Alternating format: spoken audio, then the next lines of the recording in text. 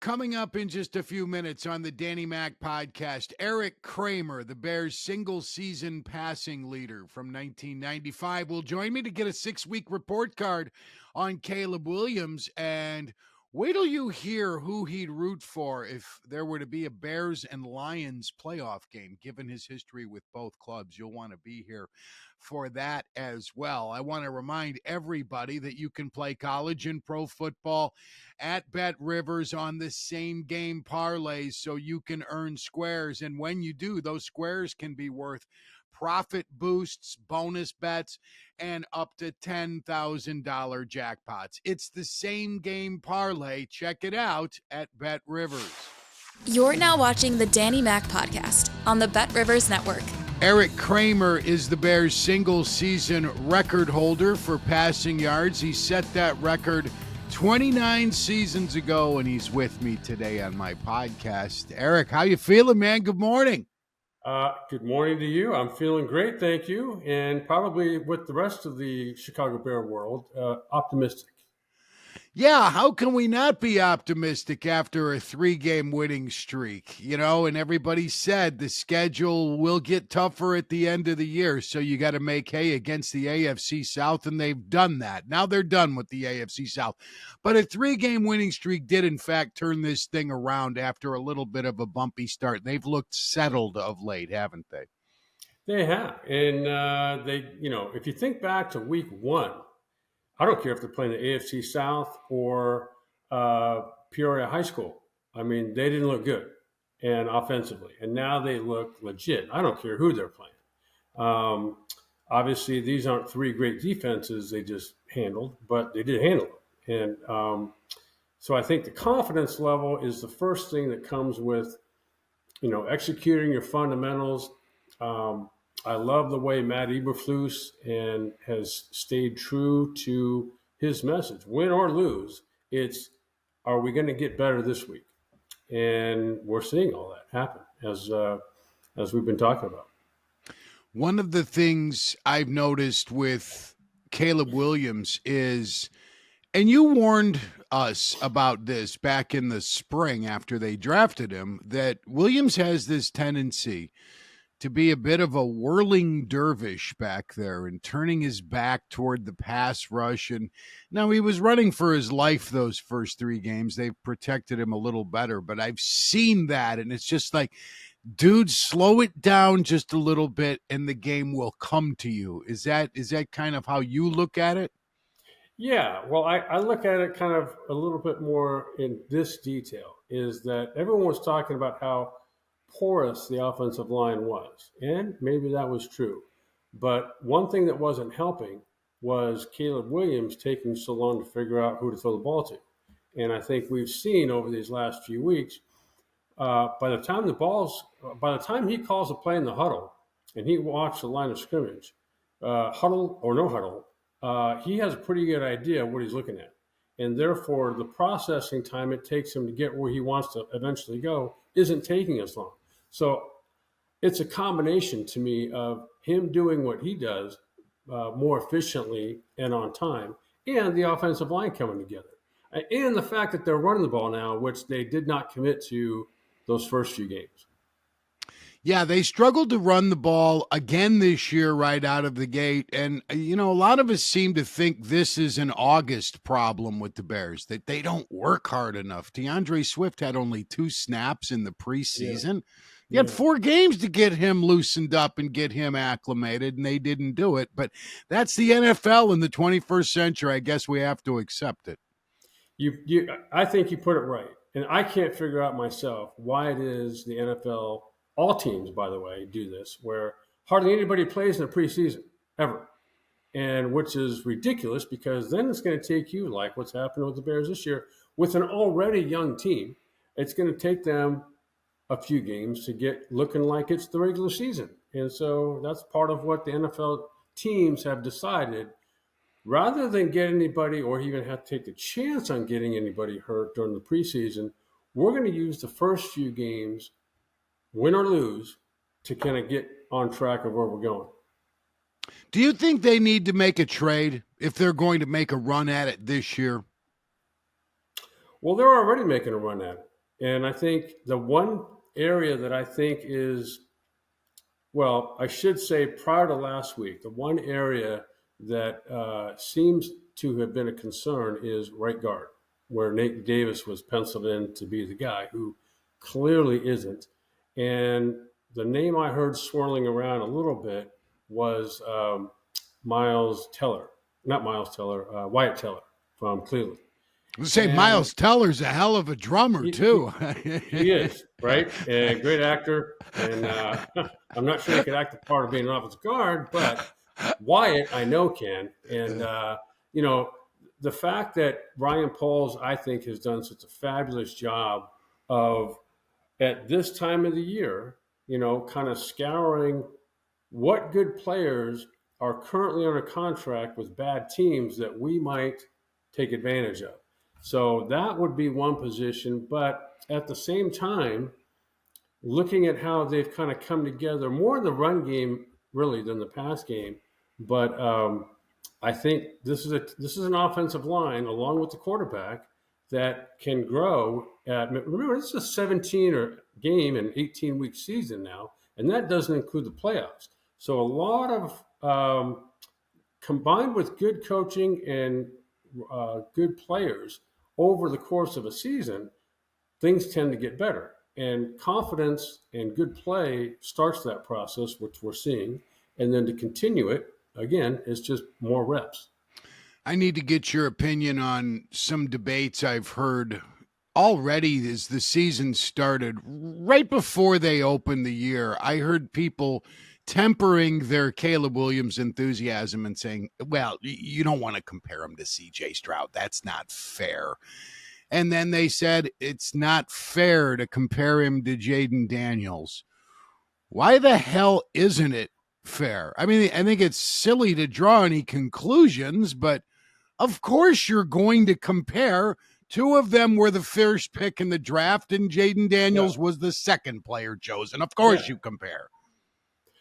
Well, I would today take that comparison, right? Wouldn't you? I mean, I think he's playing as good or better than Jayden Daniels today and has for maybe the last couple of weeks. And I would say the same about CJ Stroud. And I have no complaints whatsoever with the way Caleb Williams has come on to this season. I would stack up where he started and where he is today on any quarterback, rookie or veteran in the NFL this year. Wow. That's high praise. I'd take him over Aaron Rodgers right now. Yeah, that thing looks to be a mess. They got Devontae Adams back, by the way. The Jets, Aaron Rodgers is reunited with Adams. That's Well, Aaron Rodgers at this point in his career pretty much gets what he wants, right? So and it's sort of like Green Bay 2 in New York. So, okay, great. But now Devontae Adams is coming to a team that's 2-4, just lost their head coach, has been anemic offensively, and Rodgers is banged up and 40 years old. So I'm not sure how much Devontae is going to improve that whole scenario. I don't think he can hurt it. And I think that with Garrett Wilson having had his best game so far, maybe Devontae Adams, in the addition of what he brings, can help make everybody better, including the running game. I hope so, because they've got an elite defense. Eric, I've done the math. Caleb Williams is averaging 219.5 yards. He's not going to get there at that average. He'd need about 110 more yards to break your single season record. Are you rooting for him to do it, or do you want to keep that record? Well, let me put it to you this way. He may not do it this year, and he likely won't. But give him 10 years, and in 1 or 2 or 5 or 6 or 7, he will do it. Yes. And I'm hoping he does, because that means he's doing everything he's currently doing these last several weeks, which is identifying the coverages and what he's getting comfortable, obviously doing, knowing where he's going with the ball, being an accurate thrower, which now he's accurate down the field, which early in the season he wasn't. And he just looks more confident, and he's got a great defense. and a great special teams behind them. And, I could go on, but I think there's reason for optimism. Whether it happens this year, next year, who cares? But I think records are just records, and it's really a reflection of what you do consistently that gets you over and above. Records are something you look back on doing. I don't think it's something you chase. I think what you chase is just getting better week to week. Mm-hmm. Let's look at the NFC North. Man, the Lions just ripping Dallas apart the other day, and the Vikings had a bye. They're clean. The Packers looked very good Sunday, and the Bears have won 3 in a row. I don't think it's ever happened where all 4 teams got into the playoffs. It's rare when 3 of them get just in, so you man. know, it never has. I didn't think so. This division is stacked. I didn't think the Vikings would be this good, but I've been wrong. Sam Darnold's made me look like the idiot here. Well, and it's some Sam Darnold, but it's a lot Brian Flores in that defense. Sam Darnold doesn't have to play great for them to win, and there's been a few games he hasn't. And they haven't had a world beater of a schedule themselves. And so, it's going to be a great matchup this weekend. This is one of the big games of the weekend, maybe the biggest, because you got the Lions, as you said, who just steamrolled Dallas in Dallas, and looked to me as good as any team ever has. And they're playing as good right now as any team, maybe better than any team in the NFL. And, okay, they're going to Minnesota and have a very good chance of doing what they just did last week. You met Dan Campbell last year. I recall you saying you liked him. I think most guys say, yeah, I'd love to play for a guy like Dan Campbell. And I get that, but I wish he wouldn't think with little Dan so much. He didn't defer the other day. I get it. You want the ball. You're on the road. You want Jared Goff knowing you believe in him. But Sure. Defer, take the ball in the second half every time. That's a terminable offense for me if I'm the owner. Okay, terminable, whatever. But it was a 47-9 thrashing. Yes, it was. And it was never, after the kickoff, it was never a game. And I am, say what you want about Dan Campbell. He's got 2 of the best defensive coordinators in the NFL. I mean, who wouldn't want to play for Ben Johnson? That's the guy that, if you're talking, okay, head coach of the year, super. Ben Johnson, by far, is the offensive coordinator of the year. If there were to give one, he'd get it. Yeah, I'm surprised he hasn't turned that into a head coaching opportunity at this point. He will. Yeah, that's a fun offense for the big fellas to play in, too, because they get to catch passes now and again. Penei Sewell, for all people, is getting hook and lateral. Yeah. So, it's great, right? Who wouldn't want to play in that offense? They just devise ways to fundamentally grind you down. And there's nothing you can do about it. And then they're going to have fun doing it along the way.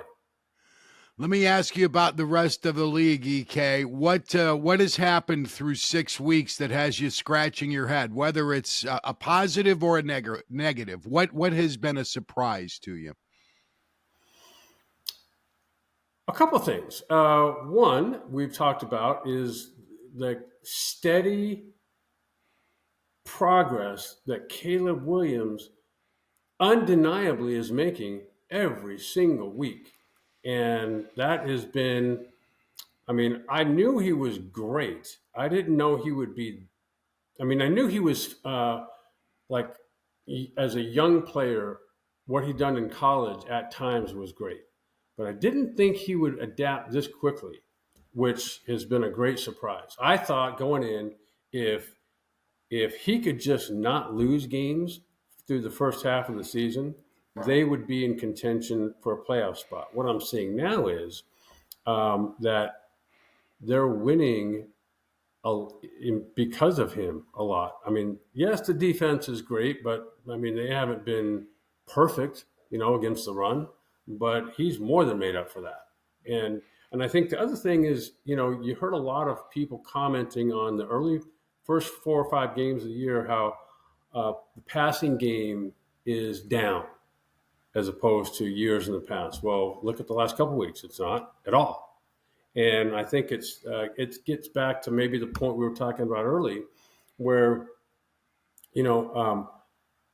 there's not that nobody uses the preseason anymore to kind of tune themselves up. They kind of get through it with the hope that, hey, through practices and practicing against other teams during the training camp, that makes up for preseason games. Well, it doesn't, and so they all kind of use these first few weeks to kind of get settled. That's what we're seeing.